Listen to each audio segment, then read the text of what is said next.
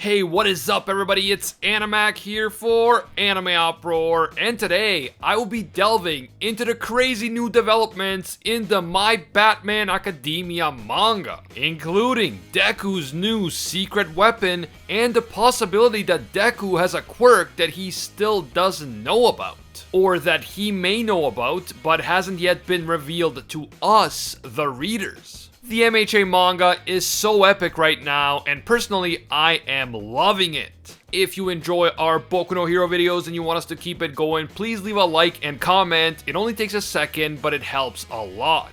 And if you're new to AnimeUproar, or maybe you watch our videos but you haven't subscribed yet, make this the video that you subscribe and hit that notification bell to turn on all notifications.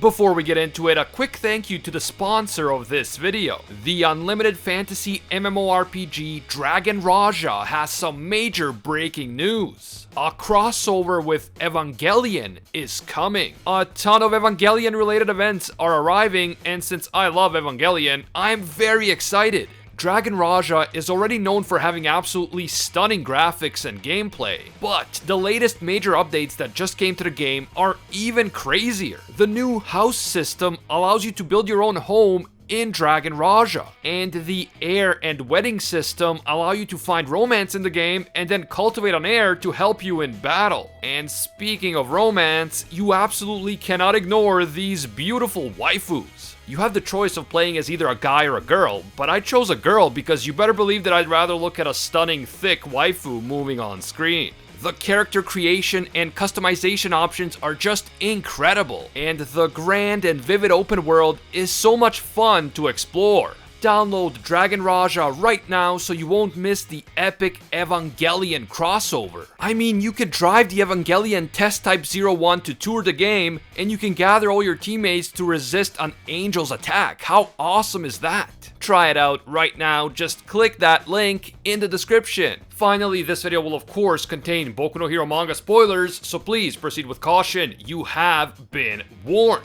The latest installment of the story starts off with Deku straight up pulling a Batman. After defeating Muscular, he ties him up and takes him to the police. He even uses smokescreen to hand Muscular over to the police in a cool, mysterious way that doesn't reveal his own identity. And then he takes off again, scanning the streets for yet more threats. Taking out a criminal and then tying him up and leaving him for the police is such a classic Batman thing to do. It's literally what he does in the opening of the Batman the Animated Series. And of course he does it on many other occasions as well. It's clear to me that Horikoshi is a big fan of classic Batman and Spider-Man, and the new Vigilante Deku clearly has elements of both of these iconic heroes. I also loved these characters growing up, so I am excited for the ongoing evolution of Deku. Deku's current behavior is definitely not what we've come to expect from the average law-abiding pro-hero in the MHA world. Deku did not finish his pro-hero schooling. He does not want fame or credit for capturing criminals like Muscular, and he really seems to be embracing the vigilante approach. Even Shindo notices the profound change that has taken place within Deku since the last time they met. Shindo, of course, recognizes Deku as the kid he met during the provisional hero license exams. But yet, at the same time, Deku seems like a completely different person. In some ways, he is totally different, and not only in terms of his strength. Like, yes, Deku is much stronger now, and he has cool new quirks. But Deku has also changed as a person. He has matured and evolved. Deku then meets up with Alfred in a dark alley. I mean All Might. He meets up with All Might in a dark alley. All Might is there on the scene in order to advise Deku and keep track of his progress. All Might asks whether Deku has sustained any injuries in his fight with Muscular, but Deku confirms that he is uninjured. I mean, that is crazy when you think about it, especially when we remember how Deku used to get injured so severely in the earlier arcs of the story. And we then learn that Deku has a new secret weapon in his arsenal, something we've gotten a glimpse of in the most recent chapters, but didn't know much about until now. Deku now has a special support item that was delivered from outside Japan right before the travel restrictions were put into place. These travel restrictions must be related to the widespread chaos and multiple prison breaks that just took place inside Japan. Presumably they don't want any of those highly dangerous criminals to escape abroad. But still, I have to say that seeing Deku talk about travel restrictions feels a bit too real right now. Anyway, the special support item around Deku's arms is the power stabilizing mid-gauntlet. This is very similar to the full gauntlet support item from the first MHA movie, the one that Melissa's shield creates for Deku in order to help him stabilize One For All's power output. All Might explains that this item is a prototype that is supposed to reinforce Deku's entire arm and keep him from getting hurt. But this is still just a prototype. It is still an experimental item. So that means that Deku has to be careful. He must not overexert himself before the final showdown against Shigaraki, because as useful as this support item is, it is not nearly strong enough to handle the power of One For All at 100%. That said though, this is still an amazing secret weapon, and it could absolutely change the game for Deku. That is especially true if a new and improved version appears sometime in the future, a version that can handle 100% of One For All's power while preventing injury to Deku. It seems to me that in the MHA fandom, we all spend a lot more time talking about quirks and the power of quirks than we do about support items and modern technology in general. And while quirks are certainly extremely cool and it's a lot of fun to talk about their powers and compare them to each other, we can't forget that the world of MHA is a technologically advanced world. And so modern tech could end up playing an important part in the final showdown between Deku and Shigaraki. I don't think that modern technology alone can defeat Shigaraki, but a powerful combination of One For All and modern technology could give Deku a huge boost in the upcoming final battle against Shigaraki. I think that we might see a lot more support items in the future, including upgraded versions of this so-called mid-gauntlet support item.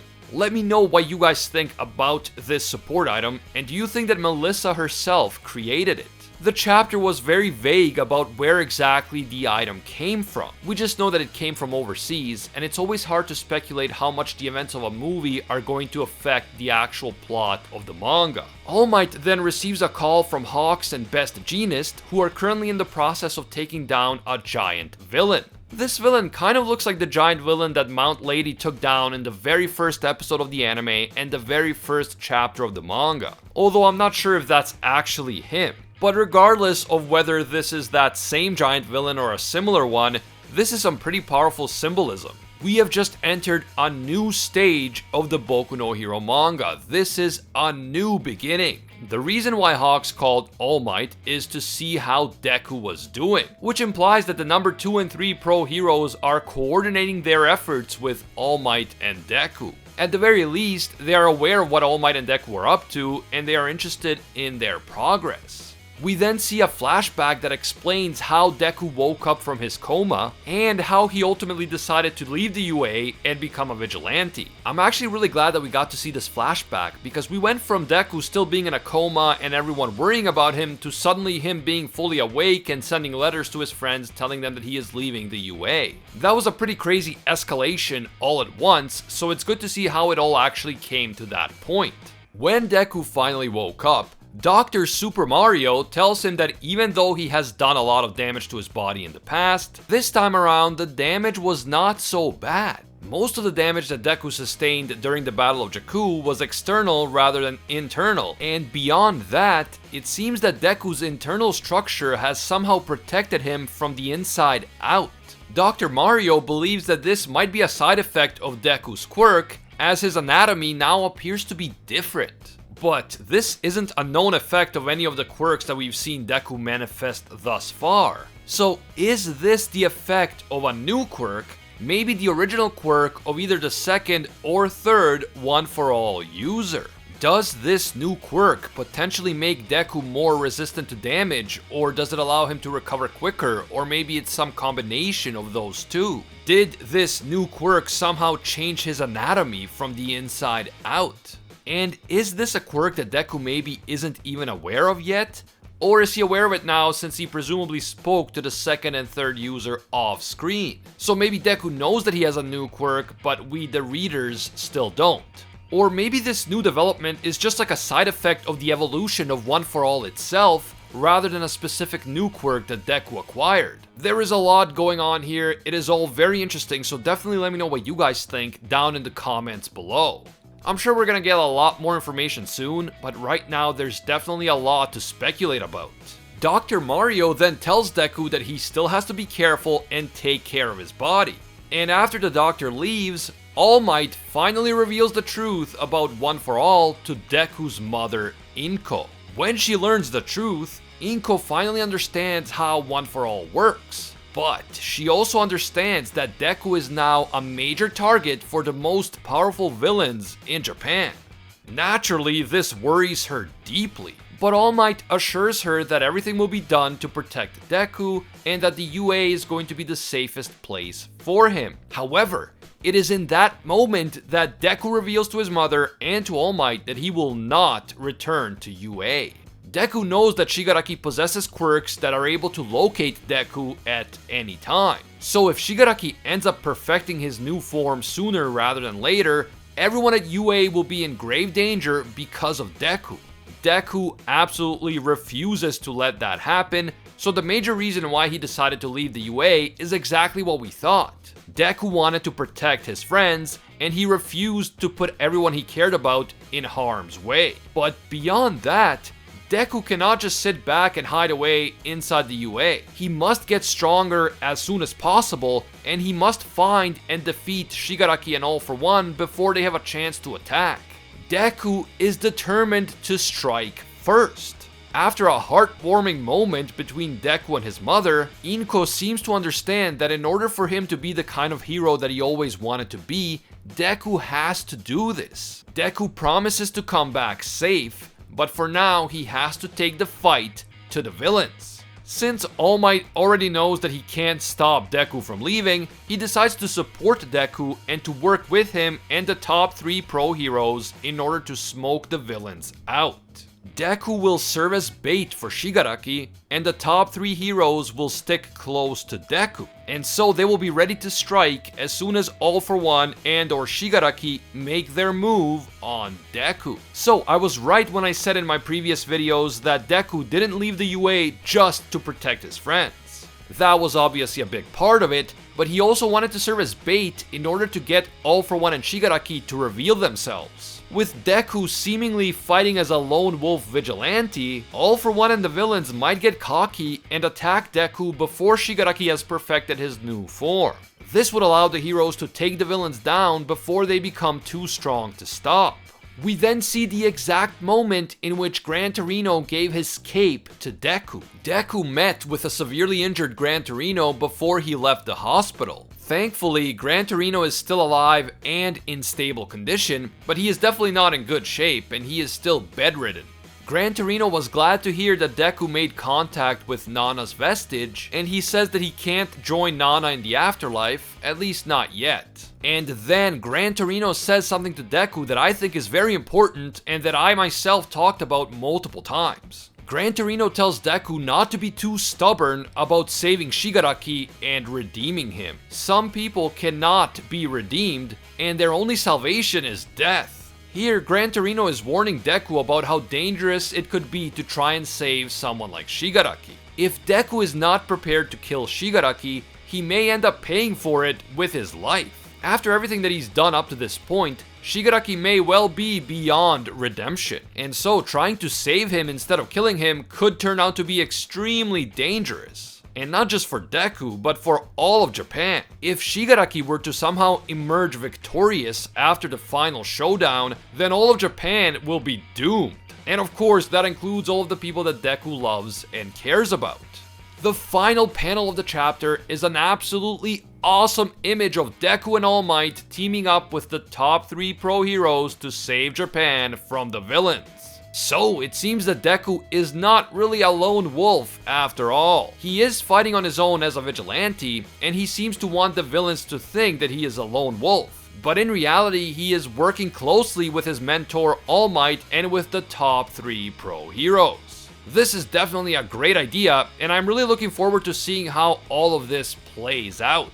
What did you guys think about this chapter, and what do you think is going to happen next? Personally, I thought this chapter was amazing and jam-packed with important info. and I loved all of those allusions to Batman. The chapter also almost made me feel bad for Muscular, since the dude was out of jail for like a whole 5 minutes before getting wrecked by Deku again and getting rearrested. But since Muscular is such an evil psychopath, I don't really feel bad for him since he got what he deserved. If Muscular was more intelligent and strategic, he could have easily avoided capture. The heroes are short on manpower and they definitely would not have caught him if he even tried hiding. But he chose to engage in very public, mindless destruction, so he did this to himself. That said though, a villain like All For One will definitely not make the same mistakes as Muscular. So Deku and the others need to stay on their toes. This final showdown between the heroes and the villains is just getting started.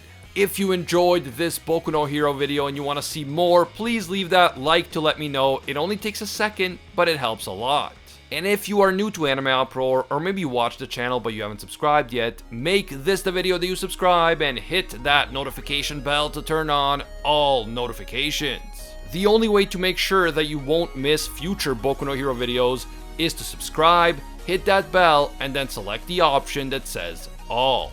You can also hit me up on Twitter and Instagram at AnimeUproar. Thanks again to the sponsor of this video. Check out Dragon Raja right now, link in the description. As always, thank you guys so much for watching, and until next time, see ya, Space Cowboys!